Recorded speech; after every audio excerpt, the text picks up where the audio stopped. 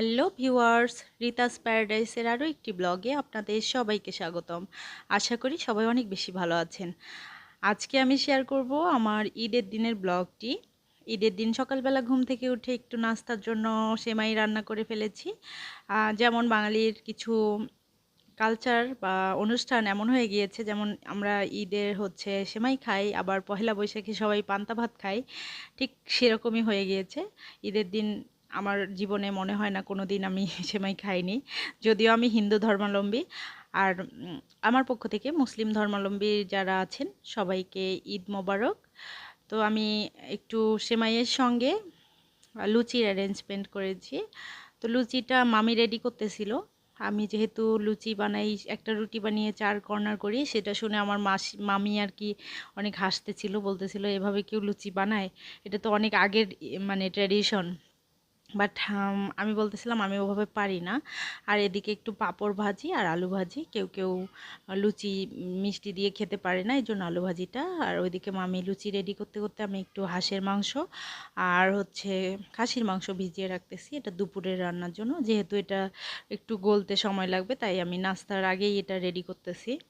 এদিকে মামি লুচিটা গোল গোল শেপ করে বেলে দিচ্ছে, আর আমার কাছে এটা বিস্ময়, আমি এত সুন্দর করে লুচি গোল শেপ করতে পারিনি, কখনো পারি না, হয় না। তবে এরপর চেষ্টা করব।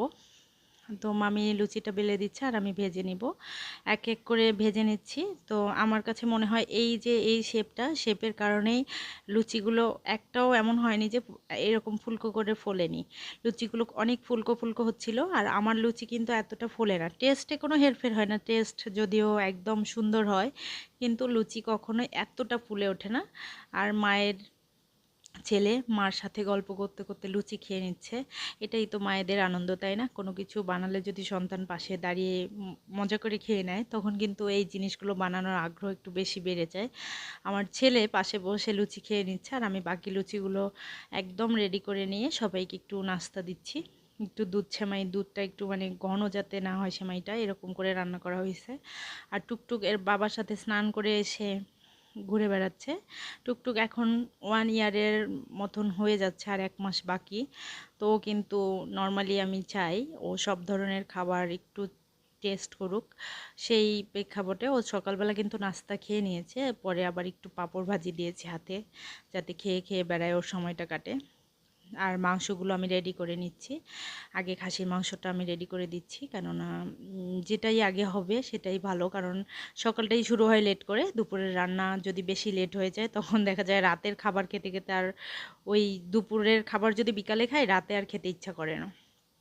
তো আমি আগে মাংসটা রেডি করে দিয়ে হাঁসটা কেটে নিলাম। হাঁসটা আমি পুড়ে রেখে দিয়েছিলাম, বাট কাটার সুযোগ হয়নি, আর ইচ্ছা করেও কেটে রাখিনি, তখন কিনা টেস্টটা অত ভালো থাকে না। তাই আমি হাঁসটা একটু পুড়িয়ে রেখেছিলাম, জন্য একটু কাজটা এগিয়ে গেছে। পরে আমি হাঁসগুলো একদম যেভাবে পিস করা লাগে সেভাবেই করি। আমি হাঁসের মাংসটা মোটামুটি একটা মিডিয়াম সাইজের পিস করি, কেননা বেশি বড় করলেও মানে এটাতে টেস্টটা বেশি আসে না, আবার বেশি ছোট করলেও আর দেখতে ভালো লাগে না। তো আমি মাঝারি রাখি। পরে এই হাঁসটা পরিষ্কার করে একদম সিঙ্কটিং ক্লিন করে সাথে একটু পোলাওয়ের চাল ভিজিয়ে দিব। পোলাওয়ের চাউলটা ভিজানো থাকলে আধা ঘন্টা ভিজাতে হবে, যেহেতু ওটা আগে ভিজাই দিলে পোলাওটা আর যে কোনো একটা মাংস হলে যদি বাচ্চা কাচ্চা যারা আছে তাদের ক্ষুধা লাগে, তারা আগে খেয়ে নিতে পারবে। তো আমার খাবার বা রান্না রেডি করতে করতে একটু ছোট্ট গল্প শেয়ার করি। ইদানিং সামাজিক যোগাযোগ মাধ্যমে দেখা যাচ্ছে যে আমি হিন্দু হয়ে যদি ঈদ মোবারক জানাই, তাহলে এক টাইপের লোকজন এসে আক্রমণাত্মক কথাবার্তা বলতেছে। আবার কোনো মুসলিম ধর্মাবলম্বীর ভাই বা বোন, তারা যদি আমাদের শারদীয় শুভেচ্ছা বা যে কোনো হিন্দু ধর্মের যে আমাদের অনুষ্ঠানগুলো আছে সেখানে যদি শুভেচ্ছা বিনিময় করে, তাদেরকেও কিন্তু আক্রমণ করা হচ্ছে। এই আক্রমণগুলো যারা করতেছেন তারা আবার এক পক্ষ। আসলে আম, এগুলো যার যার ব্যক্তিগত বিষয়, যার যার ব্যক্তিগত পছন্দ অপছন্দ। আপনার পছন্দ অপছন্দ অন্য কারো উপর চাপিয়ে দেওয়াটা কিন্তু এক ধরনের অন্যায়। আমি আমার ছোটবেলা থেকে আমরা একদম হিন্দু মুসলিম পাশাপাশি বসবাস করেছি। হিন্দুদেরই হোক আর মুসলিমদেরই হোক, যারা কি না এখন যে বিশৃঙ্খলাগুলো তৈরি করতেছে, যে তারা যে ধর্মেরই হোক, তারা কিন্তু কখনোই কারোরই ভালো চায়নি, দেশেরও না, না ব্যক্তি, না সমাজ, না নিজের ধর্ম। সেটা হিন্দু হোক আর মুসলিম হোক।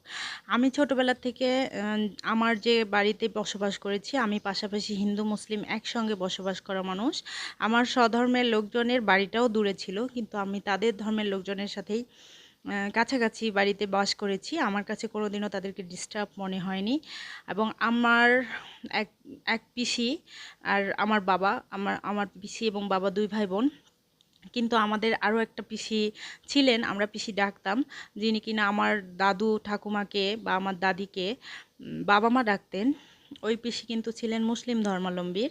উনি মানে উনি বংশগতভাবে ওনার বাবা মার কাছ থেকেই উনি মুসলিম, বাট উনি আমার দাদুকে কোনো একটা সম্মানের জায়গা থেকে কোনো একটা উপকার মনে রেখে বাবা ডাকতেন। তো আমরা ওই পিসি ঈদ আসলে আমরা জানতাম ছোটোবেলার থেকে যে ওই পিসির অবস্থা খুব ভালো ছিল না। পিসি খুব খেটে খাওয়া মানুষ, একজন নিডি ফ্যামিলি। তো পিসি কী করতো, আঁচলের নিচে একটা হাফ কেজির চিনির প্যাকেট আর সেমাই, মানে সেমাই ছিল ওই সময় আমরা যখন ছোট ছিলাম, 90 দশকের যারা আছেন আমার বয়সী তারা জানেন, একটা হরিণ মার্কা লাল সেমাই পাওয়া যেত। পিসি কিন্তু ওই আঁচলের নিচে ওই সেমাইটা নিয়ে আসতেন। তা আমরা কিন্তু যে ঈদ মানে জানতাম ওই আমার ওই পিসিটা যে আছেন, এখনও আছেন, এখনও আমার বাসায় আসেন, এখনও আমার বাবাকে দাদা ডাকে, আমার দাদু ঠাকুমাকে এখনও বাবা মা ডাকে। সেই পিসির ওই হরিণ মার্কা ঈদের সেমাই যখন আমার বাসায় এসে পৌঁছাতো, আমরাও কেন জানি ওই ঈদের আনন্দটা ফিল করতাম। এবং মুসলিম ধর্মাবলম্বীরা আমাদের যারা প্রতিবেশী থাকতেন, তাদের সবার সঙ্গে আমরা রাস্তায় দাঁড়িয়ে চাঁদ চাঁদ দেখেছি, চাঁদের আনন্দ উপভোগ করেছি। তো তারা আমাদের যদি কোনো ক্ষতি না করে থাকে বা আমরা তাদের যদি কোনো ক্ষতি না করে থাকি, তাহলে কোনো ধর্মই কারোর জন্য খারাপ না। আর মাঝে থেকে যারা বিশৃঙ্খলা তৈরি করেন, সেটা যে ধর্মেরই হোক, তাদের সবার জন্য আমার পক্ষ থেকে নিন্দা। এবং এই ধরনের কমেন্ট যারা ব্যক্তিগতভাবে যদি শুভেচ্ছা বিনিময় করে, তাদেরকে যদি আক্রমণাত্মক কমেন্ট করেন, আসলে সেটা যে ধর্মেরই লোক হন না কেন, তারা এটা অন্যায় করেন। এনিওয়ে, গল্প করতে করতে আমার কিন্তু খাসির মাংস রান্না হয়ে গিয়েছে। এরপরে হাঁসের মাংসটা ঠিক ম্যারিনেট করেছি হাফ মশলা দিয়ে। আর এটা হচ্ছে পরে যখন আবার ম্যারিনেট হয়ে গিয়েছে, তখন আবার যে মশলাগুলো আরও যে মশলায় মাংসতে দেয়, আদা রসুন পেঁয়াজ সব কিছু একসঙ্গে আবার একটু কষিয়ে নিয়ে আবারও হাঁসের মাংসটাও রান্না করা হবে। এটা হচ্ছে আমার মামির স্টাইলের রান্না। তো মামিও আমাকে যেহেতু রান্নায় হেল্প করতেছিল, আমি আসলে সবাই যেভাবে যে পছন্দ করে তারটা আমি শিখতে পছন্দ করি। তো আমি মামির স্টাইলেই রান্নাটা করতেছি। মাঝে একটু ঋদ্ধ ক্ষুধার্ত ছিল, যেহেতু ঋদ্ধকে খাবার খেতে দিলাম। আর এখানে এখন সব ধরনের মশলা যেটা বলছিলাম, সব মশলা দিয়ে কষানো হবে। কষানোর পরে ওই হাঁসের মাংসটা দিয়ে আবার ওই মাংসটা একটু ভুনা করা হবে। যেহেতু হাঁসের মাংসটা বাচ্চা খাবে না, বাচ্চারা কোনো বাচ্চাই খাবে না, আর বড়রা খাবো আমরা, সেখানে একটু ঝাল বেশি করে দেওয়া হয়েছে। হাঁসের মাংসের একটা উৎকট গন্ধ আছে, এজন্য কিন্তু সব ধরনের মশলা একটু বেশি করে দিতে হয়। আপনারা সবাই ভালো জানেন। আর আমার বাসায় হাঁসের মাংসটা একটু বেশি চলে। আমি আমার হাজব্যান্ড, আমরা দুজনেই হাঁসের মাংস খেতে খুবই বেশি পছন্দ করি। শীত গ্রীষ্ম বর্ষা যে কোনো টাইমেই আমরা হাঁসের মাংস খেতে পছন্দ করি। তো হাঁসের মাংস কিন্তু কথা বলতে বলতে শেষের হওয়ার দিকে, একদম একটু ভুনা টাইপের করা হবে। শেষে একটু গরম মশলা দিয়ে লাস্টে যে ফিনিশিংটা সেটা দেওয়া হবে। তো রান্না বান্না শেষ করে টেবিলে সবাইকে খাবার দিয়ে সবাই খেয়ে দিয়ে কিন্তু আমরা রেস্ট করেছি যথেষ্ট টাইম। রেস্ট করার পরে আমরা একটু, যেহেতু মামা মামি আছেন, ভাবলাম যে আজকে একটু আমরা ঘুরি। যেহেতু ছুটির দিনগুলো ঘুরতেই ভালো লাগে, বিকালে বাসায় বসে থাকলে কিন্তু এত বেশি ভালো লাগে না। তো আমরা সবাই মিলে রেডি হয়ে আমরা একটু গিয়েছিলাম মেরুলবাড্ডা মন্দিরে। যে কোনো ধর্মেরই ধর্মীয় অনুশাসন মনকে শান্ত করে। প্রত্যেকেরই উচিত তাদের নিজেদের ধর্মকে সম্মান করা। যারা যে ধর্মেরই হোক না কেন, মাঝে মাঝে তাদের উপাসনালয়ে যাওয়া, প্রার্থনা করা সবারই যার যার জায়গা থেকে দায়িত্ব। ফ্যামিলিতে যে বাচ্চারা আছে, তাদেরকে ধর্মীয় অনুশাসনের মধ্যেও বড় করা উচিত। যেহেতু এখনকার বাচ্চারা এত বেশি অস্থিরতার মাঝে বড় হচ্ছে, আমরা আমাদের সময় ছোটোবেলায় যে সমাজে বাস করেছি, যেরকম আমরা অনুশাসনগুলো মেনে চলেছি, এখনকার বাচ্চাদেরকে সেগুলো মেনটেন করানো খুবই টাফ। তারপরও সবার ফ্যামিলি থেকে চেষ্টা থাকতে হবে সবার বাচ্চাকে, যে যে ধর্মেরই হই না কেন, সবার বাচ্চাকে সবার ধর্মীয় অনুশাসনে বড় করা।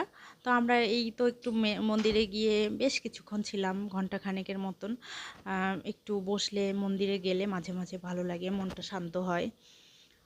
তো কিছুক্ষণ বসার পর আবার আমরা বেরিয়ে পড়েছি। আজকে আর বাসায় ফিরবো না, এখন আমরা যাব রামপুরা আমার মাসির বাসায়। তো ওই জন্য একটা অটো নিয়েছি, সবাই মিলে এখন চলে গিয়েছি মাসির বাসায়। তো আমাকে মেসো খুশিতে গদগদ হয়ে কিছু গাছ দেখাচ্ছে। এগুলো আমাদের উত্তরবঙ্গে বলা হয় আইসটানি পাতা, যে পাতার ভর্তা খেতে খুবই মজা লাগে। আর ঋদ্ধ তো এদিকে খুব খুশিতে আছে। আমার মাসিকেও জানু ডাকে, জানুর বাসায় গেলে সে সব সময় খুশিতেই থাকে। আর আমরা এখানে এসে একটু রেস্ট নিয়েই খেতে বসেছি, কেননা অনেক রাত হয়ে গিয়েছে, আবার মাসি রাতের খাবার না খেয়ে আসতেও দিবে না। আর আমার মেয়ে গিয়ে বসে পড়েছে মেসোর কোলে। যেহেতু যাওয়া হয় মাঝে মাঝে, তাদেরকে আমার বাচ্চারা খুব ভালোবাসে এবং চেনেও, গিয়েই কোলে উঠে বসে আছে। আর এদিকে সবাই মিলে একটু খাওয়া দাওয়া করতেছে। আর পেয়ে গিয়েছি মানার ডাল। আর এই ডাল কিন্তু আমার বাসায় রান্না হয়েছে। আর মামি কিন্তু এটা গ্রাম থেকে নিয়ে এসেছে, যেটা মাসির বাসাতেও পাঠানো হয়েছে। কই মাছ দিয়ে মানার ডাল অনেক মজার ছিল, এটা ঋদ্ধর বাবা বলতেছিল। আসলে যে যে যার যার এলাকার খাবার খেতেই বেশি পছন্দ করে। তো আজকে এই পর্যন্তই, সবাই ভালো থাকবেন। Thanks for watching, bye bye.